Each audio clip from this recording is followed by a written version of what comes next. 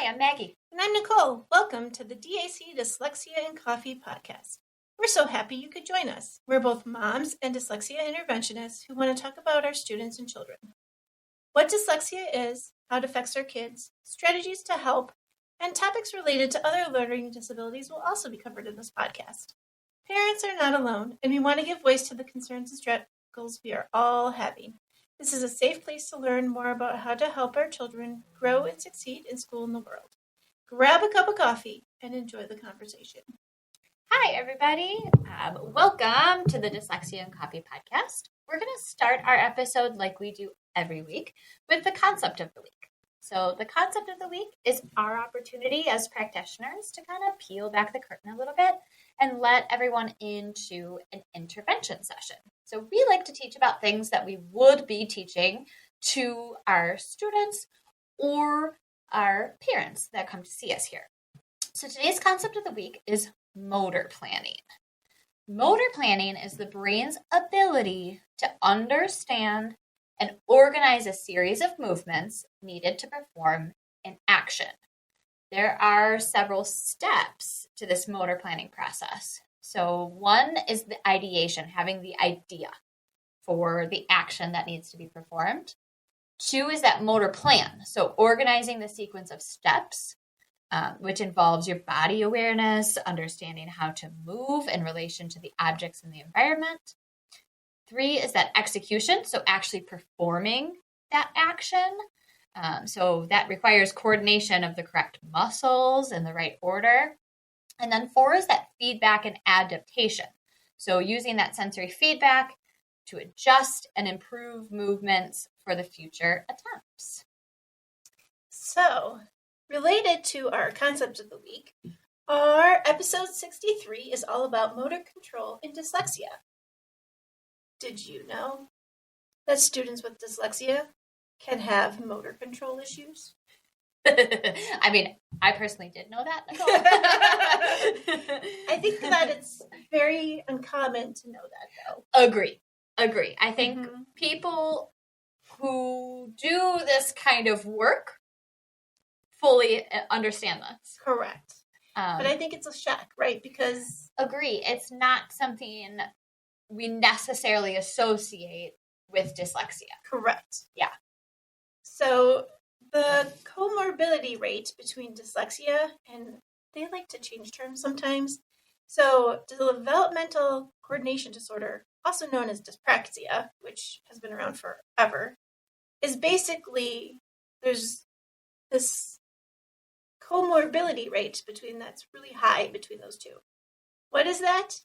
It's poor balance, poor postural control, fine and gross motor coordination concerns. So thinking about our kids with dyslexia and their handwriting, that's a fine motor coordination. Maybe they fall a lot. That would be balance or postural control. Gross motor, maybe they're not really that great at sports. Now, we're only talking about certain kids, right? Because some of our kids are awesome at sports. So, I mean, there's a very big, wide variety of things that can be going on here. And it could be kind of one, all, or none of these things, right? Like, Correct. We could have we do have kids with excellent gross motor skills, but very poor fine motor Correct. skills, or the opposite of that. I would balance. Yeah, honestly, balance in our offices, we see a lot of poor balance. We do, and I think the less associated here. Again, if you're in the know and you do this kind of thing every day, or you're really in this world, then you understand that motor control has a lot to do with our speech. Correct. And so motor control and motor planning can be poor articulation, less clear articulation. So our kind of kids who have very mumbly speech, they're not really articulating every sound. That can actually be a motor planning issue. Right. That goes along with speech and language. So Correct. actually these two things are highly, highly related to each other, but we don't necessarily think of it. I think people in their brains think motor, we think moving our body. And I don't know that all of us really think about, because speech is we don't think about the way we speak very often. Exactly. So we don't really think about it as movement, but that's absolutely what it is. Correct. So we kind of looked up some studies just to kind of see what was out there. According to one study, 47% of children with dyslexia had a coordination score at least one standard deviation below their peers. So basically, they were below their peers in motor coordination. Yeah, by a statistically relevant amount. Yeah. Another study found that children with dyslexia were significantly weaker in fine motor skills than children without dyslexia. They didn't have a lot of meat in that study that we looked at, but it's still a significant amount.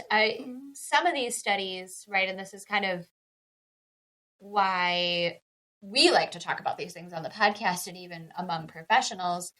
It's important that when we're looking at a study or we're citing a study, we do want to look for actual numbers. Right. But I'm anecdotally, I'm really not surprised here, especially the fine motor skills. Like, just think about handwriting, and the fine motor skills, being able to articulate things.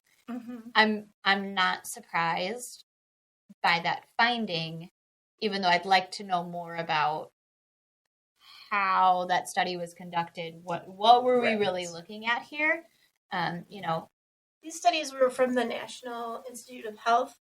So they were actually bigger studies, but, still, who knows what their population was that they compared to.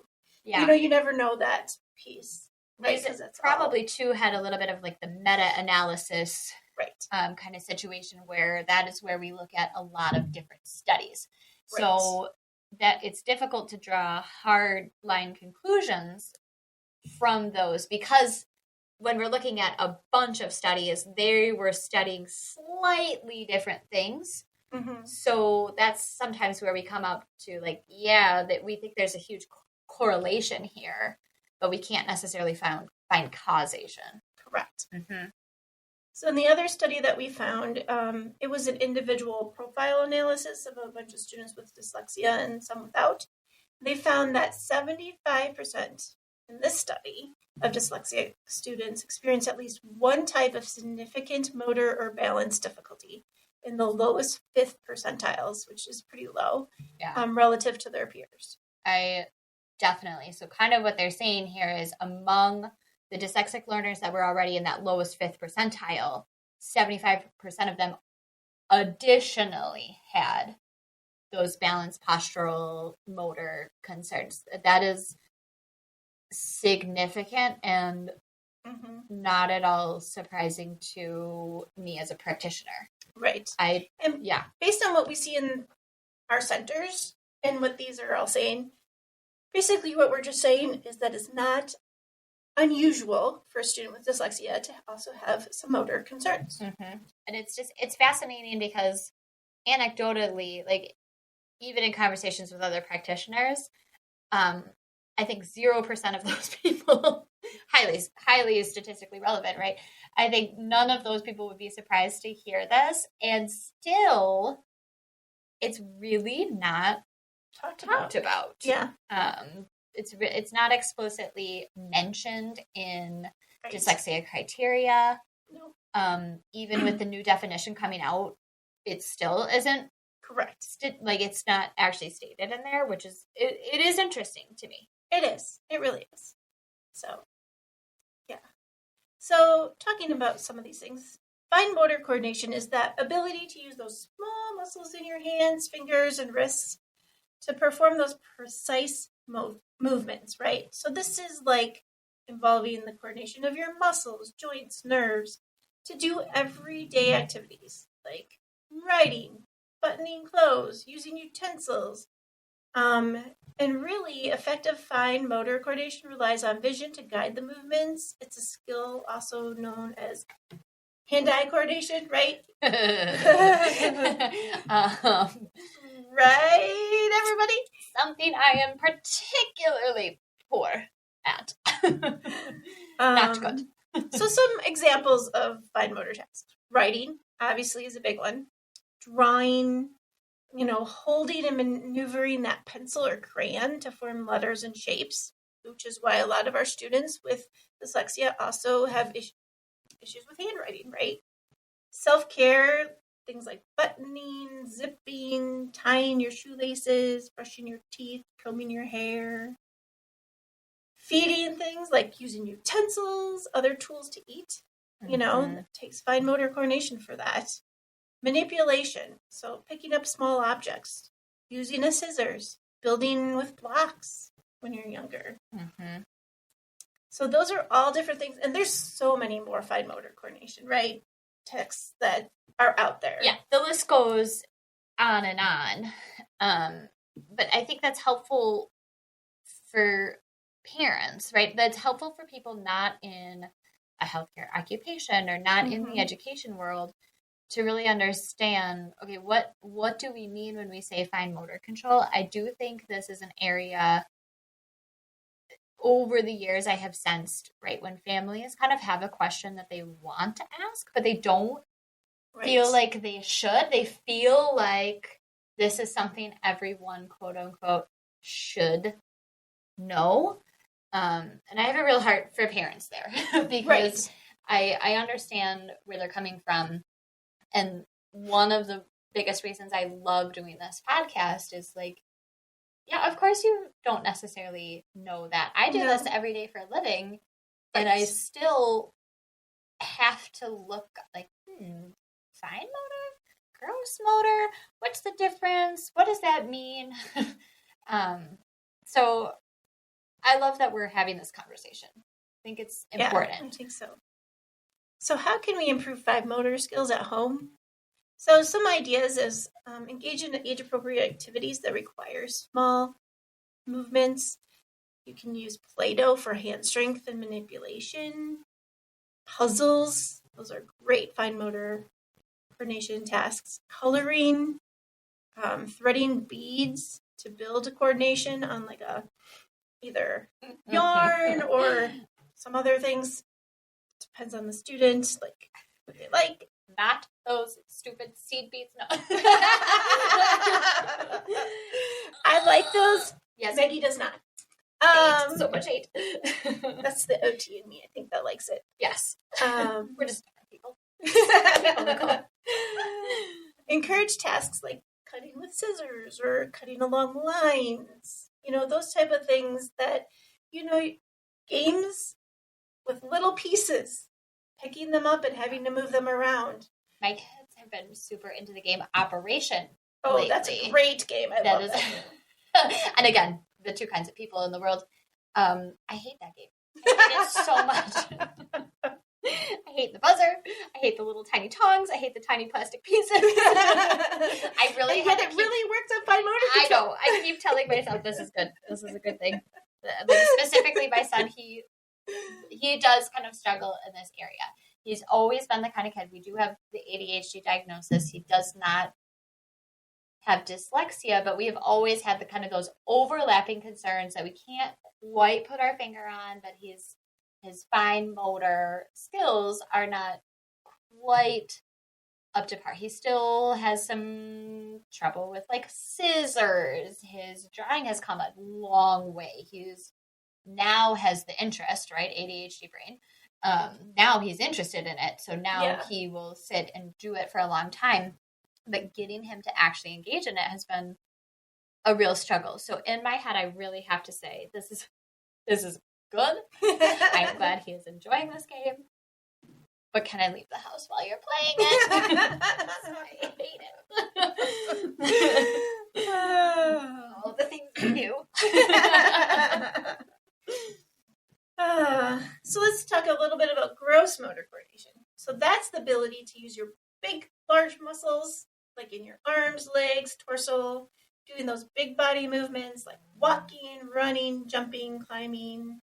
It really involves that coordination of your skeletal muscles, your bones, and your nerves to achieve that balance, posture, and the ability to perform those activities. You require your whole body movement, right? And it's very important to develop gross motor skills for your overall development, and it forms a foundation for more complex activities and fine motor skills later. So basically, gross motor and fine motor, you need both. Yeah, shocking. Right? Shocking, right? Shocking, you need both. My son has ADHD, dyslexia, and he also has a developmental delay. So he uses his gross motor to compensate for his fine motor, which doesn't always work because then he falls. Because he likes to run instead of walk, so he uses momentum to kind of get through that. To kind of get him through it. Like a wrecking ball. Yeah, right? pretty much. Your son and my son very much alike. Yeah, like a wrecking ball does. Yes. Right? They build up that momentum and then they go. Sometimes forgetting to stop. Yeah. Ask the dents in my wall at home. Right. The fact that we're on our 5th couch since he's been born. Yeah. Us too. So some examples of our gross motor skills are walking, running, skipping, hopping, going up and down stairs. Those ball skills like throwing, catching, kicking a ball. So all those things that use your whole body all at once. Yeah. Balance and stability too, being able to stand on one foot. There's, at your kids' well check when they're little, they make you do that. We kind of recently had my daughter at her well check, and the doctor was asking her, can she stand on one foot for 3 seconds? And, she was doing it. And then she looked at the doctor and she said, do you want to see my cartwheel too? No. No, we don't. Riding a bike, you need a lot of balance for that. Yeah. Which is why I don't do that anymore. Because my balance is not the greatest anymore. Maintaining a good posture also is something that requires balance. Yes.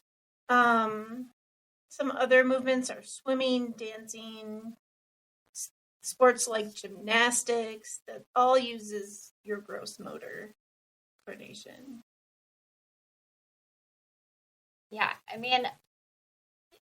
this is all really interesting.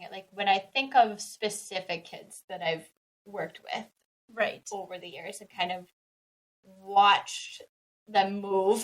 Yes. You can kind of tell when they have that imbalance of, sure, they can kind of get their gross motor coordination going, but like you said, it's so necessary that those fine motor movements come along with it, because they, these are maybe those kids that are particularly fast, they'd make a great track athlete, but they're kind of like a wrecking ball. When they get to the kind of the finer, more finessed moves, I'm looking at people who are very skilled athletes. You can tell that obviously, sure, their gross motor skills are advanced, but they have to work on their hand placement. Football players who wide receivers, right? They have to their gross motor has to be excellent, and then they have to understand where their toes are, to put them down, right? 2 feet down, all the things. It's kind of fascinating to me, actually. It is. So balance and posture control is the body's ability to maintain or restore equilibrium. It's very complex. It's coordinated by the central nervous system, and they use your body uses sensory input from your visual, vestibular, which is in your inner ear, and sensory motor, proprioceptive systems to make it automatic and make those muscle adjustments, right? And these systems have to work together to keep the body's center of mass over its base of support, whether that's standing, sitting, walking, or performing different complex activities. Yeah, and it's those things you don't really think about. Right. Until somebody mentions posture and I automatically like, oop. Oh, my shoulders have to go back. Shoulders up. Oops, I'm sinking in my chair. Oops. So like that sensory input, right, is that's when the brain receives that information about the body position and movement from the different systems. So like the visual system, provides you information about movement in space. Where are you? And relatively to other things too, right? Because sometimes that's a problem. Yeah. The vestibular system, which is in your inner ear, it detects where your head is and kind of where it's moving, right? Sometimes when you're, getting off one of those twirly things at the amusement parks, and you're like, whoa. Or even if you have like a really bad sinus infection and you have a lot of pressure in your sinuses, it can affect that vestibular system. If you're really, that it's you kind throw of that your whole body off, right? And, oh boy, sometimes it looks like you're walking kind of sideways. Yeah. So your proprioceptive system, those are those nerve endings in your joints and muscles, and that also provides information on where your body is and how it's moving to the brain. And then your central nervous system, that receives all this information, it integrates it, and it processes it to generate a appropriate response, right? So that, say, if you're like falling over, it's going to start noticing that you're going to the side, and it'll rewrite yourself, right? And it'll look to see what happens. How can I fix you before you fall down? Which, that's one of the protective parts of your body. Yeah, and it's like when that happens automatically, then that's your system working correctly. So we kind of see those kids where like that doesn't really happen, right? Or like pieces of it happen, but not the whole thing, and then right, like let's see, right, and then sometimes it can be unreliable if you're like on an unstable surface, right? And then the central nervous system uses motor output, which is the muscular skeletal system, right? It produces a coordinated response. So it uses your muscles to counteract the gravity and maintain your balance, which is something sometimes I don't always follow through with. I think sometimes mine's a little off, but same. So just knowing that it's a lot of different systems talking together in your brain and in your spinal cord and all through your muscles to keep you safe and balanced. And then there's also reactive control, right? That's when they your body makes adjustments. So like if you slip or stumble, that's when your muscles are like, whoa, wait, we got to regain this balance, right? Yeah, that kind of like unexpected turn of your ankle, right. How does your body respond to that? And then there's also a proactive anticipatory control, right? That's when they're making adjustments by looking, like let's say they're seeing something coming in your view while you're walking. Oh, your body's going to respond by not hitting the thing that's in front of you and walking around it. Yes, avoid that. Or like when you're going to lift something heavy too, like your body tenses what it needs to tense to kind of get ready to do that heavy lifting. Right. And then there's adaptive control, right? And that involves like modifying your postural control based on what tasks you are in, or if you're in an environment that's, let's say, a little bit more hazardous. You're going to, like on ice, you're not going to be taking long steps, right? That's why we shuffle on ice. Walk like a penguin. Yes. Right? Yes. Yeah. Feet out, walk like a penguin. So what can we do to improve this? Well, physical activity like yoga, tai chi, doing functional strength training can all improve balance and strengthen your muscles. Yeah, and it's so important. I've been reading about how important it is for like women of a certain age to actually be doing those like strengthening type activities, you know, and not like bodybuilding, but like lifting things that are heavy, making sure we're maintaining that, you know, and if we start that in childhood and make that part of our kids' daily routine, we're setting them up to be so much more successful at this later in life. Right. And that's also upper body and lower body, right? Yeah. Because you want your lower body to be just as strong as your upper body or stronger because you're going to use that lower body to keep you from falling. Yeah. You know, I once heard, I think I was an OT I knew years ago, you know, where it was like the things that you have to be able to like maintain doing, right? Like get yourself like from a stand to a sit, from a sit to a stand, which requires two different kind of things, and like be able to, you know, like bend down and pick something up, because like those are all the things that protect you from falling later. Right.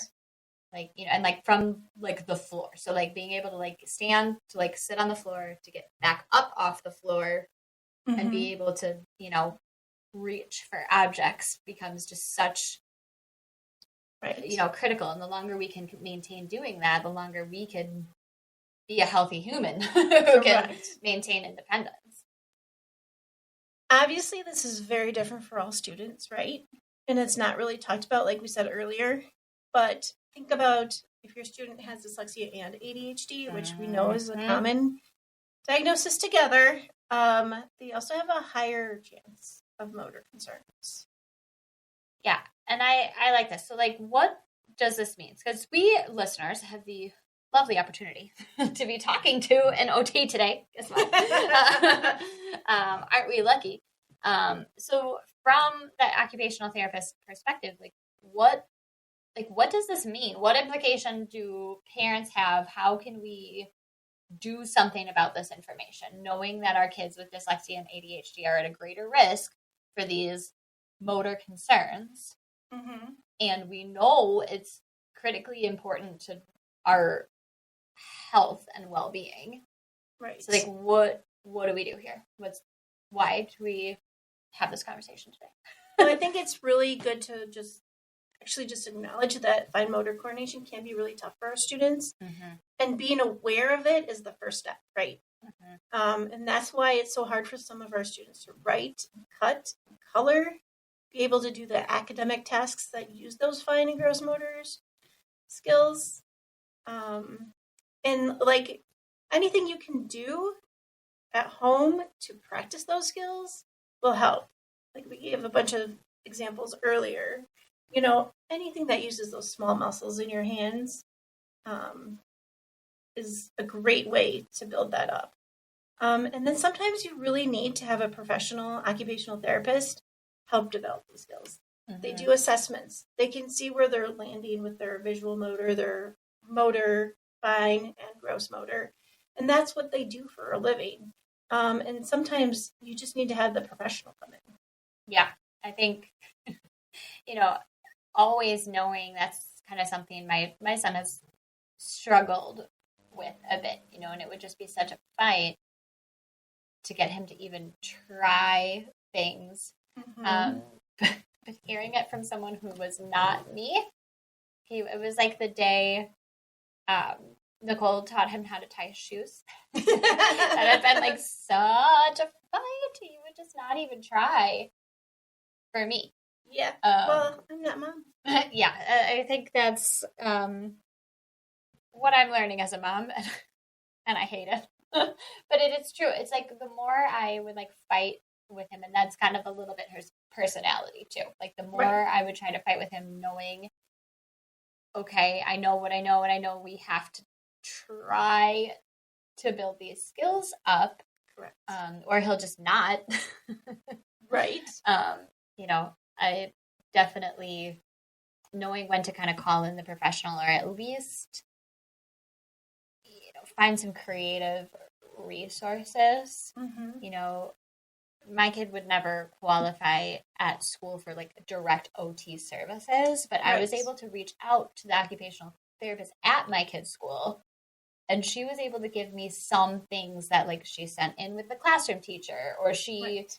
you know, she was able to make some suggestions that like very much helped, even though it wasn't direct service. Right. It very much helped, and she was able to just give me some ideas and give the rest of the professionals that do work with him some good ideas. So even if you don't think your kid's going to qualify for that kind of thing, it is really worth reaching out. Mm-hmm. The longer I do this job and the longer I'm in this world, I kind of feel like, I think doesn't just everyone need OT? like doesn't just everyone need?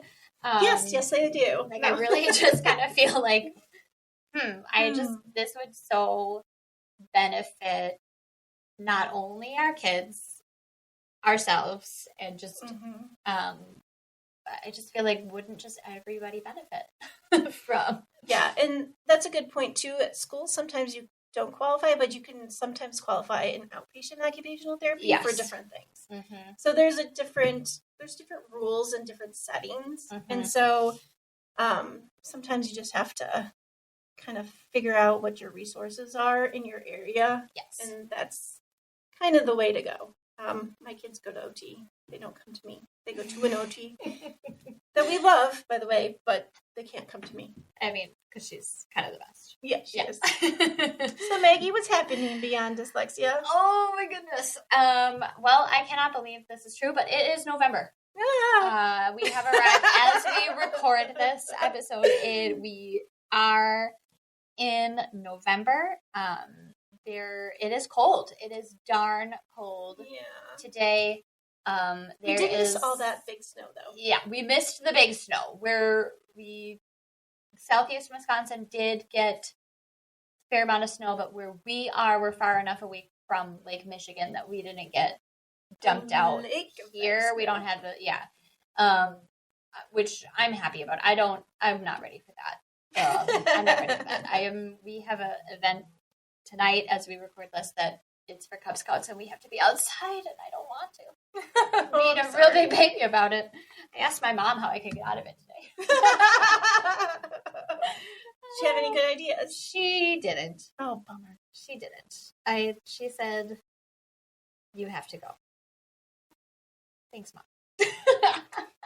What about you, Nicole? What is going on with you? So, kind of funny story.